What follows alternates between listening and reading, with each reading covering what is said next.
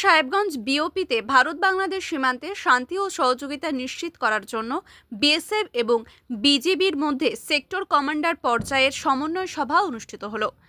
শনিবার কোচবিহার সেক্টরের deputy inspector general BSF এবং রংপুরের সেক্টর কমান্ডার বিজেপির উপস্থিতিতে এই সমন্বয় সভা অনুষ্ঠিত হয়।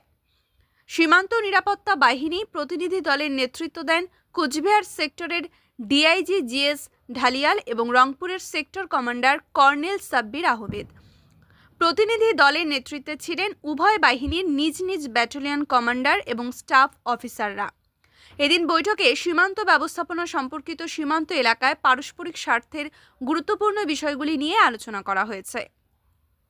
দ্বিপাক্ষিক সহযোগিতার জোরদার করা, সীমান্ত এলাকায় অবৈধ কার্যকলাপ নিয়ন্ত্রণ করা নিয়েও আলোচনা করা হয়েছে এবং ঐকমত্য তৈরি হয়েছে। উভয় পক্ষ পারস্পরিক সংলাপ এবং ঐকমত্যের মাধ্যমে সীমান্ত সম্পর্কিত সমস্যার সমাধান খুঁজে বের করার ওপর জোর দিয়েছে। বৈঠকে কার্যকর সীমান্ত ব্যবস্থাপনা নিশ্চিত করার ওপরও জোর দেওয়া হয়েছে। ভারত বাংলাদেশ সীমান্তে শান্তি ও নিরাপত্তা বজায় রাখতে বিজেপির সাথে ঘনিষ্ঠভাবে কাজ করার প্রতিশ্রুতি পূর্ব ব্যক্ত করেছে বিএসএফ। উভয় বাহিনী দ্বিপাক্ষিক সহযোগিতা এবং সীমান্ত নিরাপত্তার প্রতি তাদের অব্যাহত প্রতিশ্রুতি ব্যক্ত করে বৈঠকটি ইতিবাচকভাবে শেষ হয়েছে বলে বিএসএফ সূত্রে খবর।